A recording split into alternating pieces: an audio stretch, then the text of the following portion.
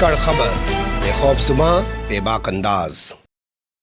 धाकड़ खबर के news room से मैं आपके साथ हूं अकरम रईस खान। प्लेटफॉर्म भले ही छोटा हो, बड़ी सारी दुकान ना हो, बड़ा सारा मॉल ना हो, छोटी सी भले ही गुमटी दुकान हो, लेकिन खबरें वो आपके सामने रखते हैं जो भोंपू मीडिया और उसके दलाल चाटुकार दंगाई पत्रकार नहीं बताते हैं आपको। हमने आपको 1-1.5 साल पहले ही बताया था जब सुशांत सिंह राजपूत की मौत हुई थी और बाद में हमारी वो खबर सही साबित हुई। हमने कहा था कि जब तक ये सिलसिला ड्रग वाला जो शुरू हुआ है खान बंधुओं तक नहीं जाएगा, सलमान खान, शाहरुख खान, आमिर खान, सैफ अली खान, इन तक नहीं जाएगा, तब तक शांति नहीं पड़ेगी। उन्हीं को लपेटने के लिए सब कुछ ये किया जा रहा है और आर्यन खान की गिरफ्तारी ने हमारी इस खबर पर, हमारी इस बात पर मोहर भी लगा दी। अब हम आपसे पिछले 2-3 दिन से लगातार एक बात कह रहे हैं कि पद्मश्री मिलने के बाद कंगना राणावत ने आज़ादी को लेकर जो सवाल खड़ा किया और कहा कि 1947 में जो आज़ादी मिली थी वो भीख में मिली हुई थी, 2014 में जो आज़ादी मिली है वो सही मायने में आज़ादी है नरेंद्र मोदी के आने के बाद। तो ये कोई संयोग नहीं है, प्रयोग है और ये बाकायदा उससे बुलवाया गया है और अब इसको लेकर माहौल भी बनाया जा रहा है। आपको यकीन नहीं आ रहा है, मैं आपके सामने राजनाथ सिंह का वीडियो रखने जा रहा हूं। आपको यकीन नहीं आ रहा है, मैं आपके सामने मोहन भागवत का बयान रखने जा रहा हूं। सब लोग आजादी को लेकर, गांधी को लेकर बात कर रहे हैं। पहले कंगना बोलती है, फिर ये सब बोलते हैं। क्या ये संयोग है या वाकई में प्रयोग है, ये आप तय कीजिएगा। लेकिन पूरी खबर 3 हिस्से में आपके सामने रखने जा रहा हूं। चलते हैं खबर के पहले हिस्से की तरफ। देखिए, खबर के पहले हिस्से में मैं बीजेपी के पूर्व विधायक किशोर मुन्ना का एक वीडियो आपके सामने रखना चाहता हूं जो बिहार के सहरसा से सामने आ रहा है। सहरसा की अदालत में बीजेपी के इस पूर्व विधायक ने कंगना राणावत के आज़ादी बयान को लेकर, कंगना राणावत के गांधी यानी कि राष्ट्रपिता महात्मा गांधी बापू को लेकर दिए गए विवादित बयान को लेकर एफआईआर दर्ज कराने के लिए, केस दर्ज कराने के लिए अर्जी दाखिल कर दी है। खुद सुन लीजिए बीजेपी के पूर्व विधायक की ज़बानी। फिल्म अभिनेत्री कंगना रनावत ने कहा कि जो आज़ादी मिली है 1947 में वो भीख में मिली है, आज़ादी 2014 में मिली है। फिर उन्होंने कहा कि गांधी जी ने कहा कि यदि एक थप्पड़ मारता है तो दूसरा गाल बढ़ा देना चाहिए, दूसरा थप्पड़ खा देना चाहिए, इससे आज़ादी नहीं मिली है। फिर कई ऐसा अनुग्रह बात जिससे भारत की एकता, अखंडता, संप्रभुता पर खतरा है। भारत को आज़ादी मिली, 1950 में संविधान बना और उसी संविधान से यह देश चल रहा है। न्यायालय, न्यायपालिका, कार्यपालिका, विधायिका, प्रेस सब उसका अंग है और उसको चैलेंज करना, चुनौती देना, ये दिवालिया मानसिकतापन है। इसीलिए हमने यहाँ मुकदमा दायर किया है। हमारे लॉयर हैं और बार एसोसिएशन के अध्यक्ष हैं, सेक्रेटरी हैं, वो लोग हमारे अधिवक्ता हैं। हम डिमांड किए हैं कि 2014 से ये लगभग 7 साल से ये ट्रेंड चल गया है, जिसके मन में जो होता है वो बोलता है। देशद्रोह का बात बोलता है, देश तोड़ने का बात बोलता है, जाति धर्म की बात बोलता है। यह देश के लिए खतरनाक है, इसलिए इस पर विराम लगना चाहिए। अब ये बीजेपी के पूर्व विधायक तो सामने आ गए हैं, लेकिन वर्तमान समय में जितने भी बीजेपी के विधायक सांसद बैठे हैं उनकी शर्म शायद मर गई है। उनको एहसास नहीं हो रहा है कि कंगना क्या बोल रही है। तो इससे सीधा समझिए कि कंगना से बुलवाया जा रहा है। ये तो पूर्व विधायक है, शायद इसको लग रहा हो कि इस बहाने पार्टी इसको बाहर भी निकाल दे, ये शहीद भी हो जाए और दूसरी किसी पार्टी में भी चले जाए और अपना एक नाम भी हो जाए। ये भी शायद इस वजह से सामने आया है, वरना ये भी सामने नहीं आता। चलते हैं खबर के दूसरे हिस्से की तरफ। खबर के दूसरे हिस्से में बात कर लेते हैं मोहन भागवत को लेकर। मोहन भागवत आजकल बंगाल गए हुए हैं, पश्चिम बंगाल, बांग्लादेश नहीं, पश्चिम बंगाल की बात कर रहा हूं, जहां पे ममता बनर्जी ने शाम दाम दंड भेद के आधार पर सत्ता हथियाने की कोशिश में लगी भारतीय जनता पार्टी के सपनों को चकनाचूर कर दिया। और उसके बाद से बीजेपी को लगने लगा कि जो बंगाल में हुआ वो उत्तर प्रदेश में भी हो सकता है, इसलिए वो सारी ताकत झोंक रही है उत्तर प्रदेश को जीतने के लिए, क्योंकि यहीं से दिल्ली का रास्ता निकलता है। 2024 में आरएसएस के 100 साल भी पूरे होने जा रहे हैं। तो इस मौके पर अपने क्षेत्रीय कार्यालय में, जो यहाँ इनका क्षेत्रीय मुख्यालय है, जिसको आप कह सकते हैं जोनल हेडक्वार्टर जो इनका है, जिसको केशव भवन में कोलकाता की इन्होंने बना रखा है, वहाँ पे 3 दिन से डटे हुए थे। कल आखिरी दिन था। आज कई अखबार में छपी हुई खबरों के मुताबिक इन्होंने कहा 2024 तक बंगाल के कोने कोने में आरएसएस का कार्यकर्ता होना चाहिए। लेकिन हमारे लिए खबर नहीं है, हमारे लिए खबर कुछ और है जो मैं आपको बताना चाहता हूं। वो देखिए, इन्होंने कहा आज़ादी के बाद जो इतिहास लिखा गया उसमें बहुत सारे स्वतंत्रता सेनानियों को छोड़ दिया गया, उनको जगह नहीं दी गई, उनको सम्मान नहीं दिया गया। अमृत महोत्सव चल रहा है, 75 साल पूरे होने के मौके पर अमृत महोत्सव चल ही रहा है आज़ादी का, आप जान ही रहे हैं। तो इन्होंने उसका हवाला देते हुए कहा 1905 से लेकर, कब से, 1905 से लेकर 1947 के बीच जितने भी स्वतंत्रता सेनानी हुए हैं उनको सम्मान नहीं मिला है, उनको चिन्हित करना है, उनके तमाम डिटेल, उनका तमाम योगदान लोगों के सामने लाना है। यानी कि नए तरीके से कुछ इतिहास उन लोगों का लिखना है जो भगवा ब्रिगेड के लोग हैं, उनको इतिहास में शायद जगह नहीं मिल पाई हो, उनको जगह दिलवाने के लिए ये उन्होंने पूरा बाकायदा एक ऐलान किया है। वैसे आपको बता दें 1857 का जो पहला स्वतंत्रता संग्राम है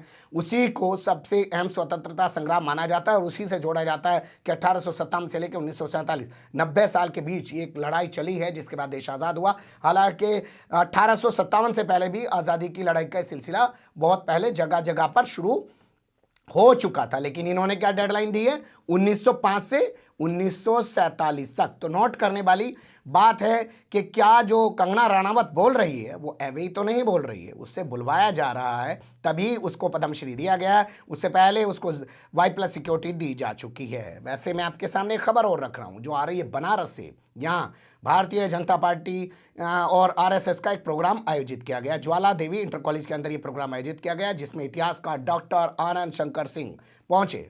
RSS के इतिहासकार, ऐसा लगता है इनका इतिहास जब आप पढ़ेंगे कि एक ही कमरे में बैठ के सबने लिखा है। वैसे अलग अलग लोगों का जब आप इतिहास पढ़ेंगे तो लगेगा कि वो कुछ बता रहे हैं, वो कुछ बता रहे हैं, अलग अलग चीज़ें समझने को मिलेगी, लेकिन इनका इतिहास वैसा ही है जैसे भोंपू मीडिया और उसके दलाल चाटुकार दंगाई पत्रकार डिबेट करते हैं। ये भी इसी मुद्दे पर डिबेट कर रहा है, वो भी उसी मुद्दे पर डिबेट कर रहा है। क्यों भाई, तुझे कुछ और नहीं मिला क्या?